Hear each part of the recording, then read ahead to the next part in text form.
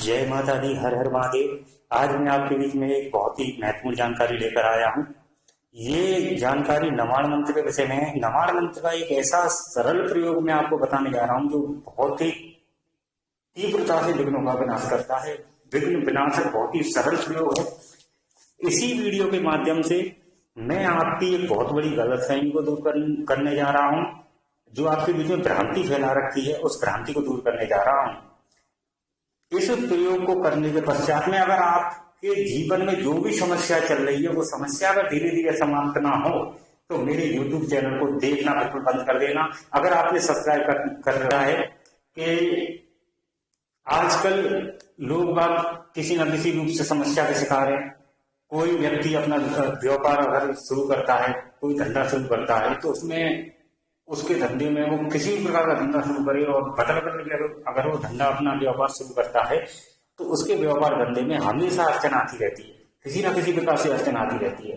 अगर कोई व्यक्ति काफी अच्छा कमा रहा है, उसका काफी अच्छा नाम है, शोहरत है, इज्जत है, धीरे धीरे कभी ना कभी कोई ऐसी घटना उसके जीवन में घटित होती है जिसके कारण उसकी जो कमाई है वो कमाई बिल्कुल समाप्त हो जाती है, उसका व्यापार धंधा बन जाता है, उसकी इज्जत शोहरत बिल्कुल डाउन हो जाती है।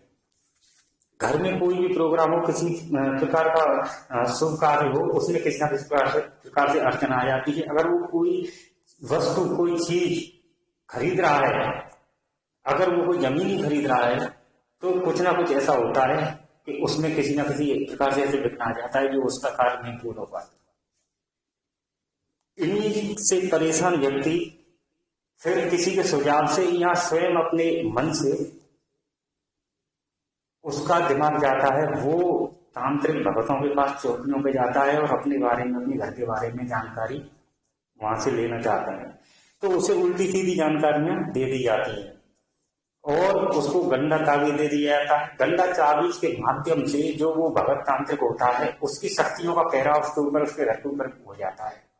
फिर उसका घर पूर्ण रूप से उस भगत, उस तांत्रिक की निगरानी हो जाता है। वो जैसे चाहे वैसे उस हिसाब से उस घर के ऊपर जो उसकी शक्तियां होती हैं वो उसमें कार्य ले सकता है उनसे। आपको कुछ दिन के लिए आराम मिलता है, उसके बाद में फिर वही परेशानी आती है, फिर आप उसके पास पहुंचते हैं, फिर वो आपसे पैसे हटता है। तो इस हिसाब से आप उसके कमाई का एक जरिया हो गए। ऐसे ही मैंने YouTube चैनल पर देखा है। YouTube चैनल पे बहुत प्रकार की जानकारियां दी जाती है और उसके बाद में आपको बताया जाता है कि आप अपने घर के बारे में चेक कराना चाहते हैं, अपने बारे में चेक कराना चाहते हैं, तो ये हमारा नंबर है, इस पे आप संपर्क करें। आपको 1100, 2100, 5100 जो उनकी फीस रखी होती है उस हिसाब से आपको पहले फीस देनी होगी, फिर वो आपको टाइम बताएंगे, फिर उस हिसाब से आप उनसे बात करेंगे। तो ये सब क्या है? ये सब कमाई का धंधा ही तो है। एक बार बताइए, वो पर ब्रह्म परमेश्वर, वो ईश्वर जिसकी उस व्यक्ति ने सेवा की, उसने उसे शक्ति प्रदान की, सिद्धि प्रदान की, तो क्या वो कमाने के लिए की? क्या ईश्वर ये कहता है कि मैंने तुम्हें जो सिद्धि दी है, जो शक्ति दी है, वो तुम पैसों के लिए प्रयोग करो? किसी व्यक्ति के विघ्न काटने के लिए तुम उससे पहले इतने पैसे लो, अगर उसके पास में हो तो दे, अगर नहीं हो तो कहीं से कर्जा लेके दे। क्या ईश्वर ये कहता है? नहीं कहता। ये सब कमाई का अपना धंधा बना रखा है। और ये देखा गया है कि ये कहते हैं कि अगर किसी घर पे कोई नकारात्मकता है तो वो उस घर में जो व्यक्ति वास करते हैं वो स्वयं नहीं काट सकते, उन्हें किसी भगत तांत्रिक काट सकता है, या फिर हमसे संपर्क करें, उसको चेक कराने के लिए इतने रुपए दें। अरे उनसे एक बात बताई जाए भाई, बतानी तो सही बात बताओ। अगर वह व्यक्ति अपने कुल देवी, कुल देवता, अपने पितृ देवता, इनको अगर पूजता, उसके घर में पूजा पाठ होती, उनको अगर भोग देता, तो क्या परेशानी इसके जीवन में आती? उसके घर पे उसके कुल देवी, कुल देवता को भोग न देने के कारण, उसके पितृ देवताओं को भोग न देने के कारण, उनके नाम न देने के कारण, उनकी पूजा नहीं करने के कारण ही तो ये विघ्न आया है। उनके घर पे पहरा ही नहीं है देवी देवताओं का, तो ये विघ्न तो स्वतः ही आना है ना। उसको गलतफहमी में क्यों डाल ले कि चेक कराओ या फिर ये करो या फिर भगत तांत्रिकों के पास जाओ, और उनको विघ्नों में क्यों डाल रहे हो? क्या इस बात की अनुमति आपको आपके जो ईश हैं, जिनने आपको सिद्धि प्रदान की है, ज्ञान प्रदान किया है, क्या वो इस बात की अनुमति आपको देते हैं? एक जगह मैंने आर्टिकल पढ़ा था फेसबुक पे उसमें एक शक्ति के बारे में बताया गया था कि ये शक्ति बहुत ही तीव्रता से काम करती है, और ये इसका प्रयोग जिस किसी भी घर में कर दिया जाए तो उस घर के जो भी देवी देवता हैं वो एक तरफ कोने में बैठ जाती हैं, और वह शक्ति सिवाय महादेव के किसी की भी नहीं मांगती, यहाँ तक कि माँ दुर्गा माँ काली की भी नहीं मांगती। तो मैं एक बात जानना चाहता हूँ कि क्या महादेव और माँ काली या माँ दुर्गा अलग है? महादेव अगर शरीर है तो माँ उसमें वास करने वाली आत्मा है। माँ के रूप अनेक हैं लेकिन माँ एक है। उनने अलग अलग कार्यों को सिद्ध करने के लिए अलग अलग रूप धारण किए हैं। वो माँ शक्ति जिसके आगे महादेव स्वयं रुद्रावतार महावीर हनुमान जी के रूप में प्रथम द्वारपाल है, जिनके पीछे महादेव स्वयं भैरव के रूप में है, और जिनके साथ में 9 दुर्गा, 10 महाविद्या, 64 योगिनियां और इस चराचर ब्रह्मांड में जितनी भी शक्तियां वास करती हैं वो सभी उनके गण हैं। तो क्या ऐसी मात्र शक्ति, ऐसी परब्रह्म परमेश्वरी जिनकी तुलना परब्रह्म से की गई है, उनके समक्ष इन तुच्छ शक्तियों की क्या चलेगी? लेकिन उस जो माँ है उनका कोई सच्चा साधक तो होना चाहिए। अगर आप उनके सच्चे साधक ही नहीं है तो आप काट कहां से पाएंगे? फिर तो वो कैसे भी नहीं मानेगी। तो इन भ्रांतियों पे ना जाए, ऐसा कुछ नहीं होता कि स्वयं नहीं कर सकते, वो नहीं कर सकते, ये नहीं कर सकते, किसी भी प्रकार से गंदा गोली ताबीज ये सब ना करा, इससे आपकी परेशानी और ज्यादा बढ़ जाती है। किसी को पैसे ठगने से बचें। मैं आपसे कोई पैसा नहीं ले रहा, आपसे किसी भी प्रकार की कोई फीस नहीं ले रहा, मैं केवल आपको एक सच्चाई से अवगत करा रहा हूं। जो आपके बीच में भ्रांतियां फैला रखी है वो व्यर्थ है। अब मैं जो आपको प्रयोग बताने जा रहा हूं ये नवाण मंत्र का प्रयोग है, और नवाण मंत्र माँ के किसी भी रूप को, आप किसी भी रूप के उपासक हो माँ के, आप चाहे माता काली की सेवा पूजा करते हो, चाहे माँ सरस्वती की सेवा पूजा करते हो, माँ लक्ष्मी की सेवा पूजा करते हो, 10 महाविद्याओं में से कोई हो, 9 दुर्गाओं में से कोई हो, किसी भी योगिनी की पूजा करते हो, माँ दुर्गा की पूजा करते हो, तो केवल ये एक नवाण मंत्र माता के किसी भी रूप को साधने के लिए एक उत्तम मंत्र, सर्वोत्तम मंत्र है। आपको एक इसके लिए जो जरूरत पड़ेगी वो आपको कुछ हम सामग्री की जरूरत पड़ेगी। उनमें आपको एक भोजपत्र लेना है। भोजपत्र आप ले आए, भोजपत्र लेने, और किसी भी शुभ मुहूर्त को देख लें, कोई शुभ मुहूर्त पड़े।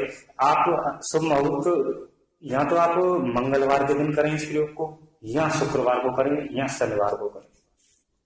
इन बारों में से किसी भी दिन करें, और उस दिन आप ब्रह्म मुहूर्त में इसको करें। ब्रह्म मुहूर्त में आप इसको करें, और ब्रह्म मुहूर्त में इतनी जल्दी आप नहीं कर सकते तो सुबह 8 बजे से पहले पहले इस प्रयोग को कर लें। आपको एक भोजपत्र ले लेना है। भोजपत्र पर आपको ये यंत्र बनाना है, जो यंत्र अभी आपकी स्क्रीन पर चमक रहा है।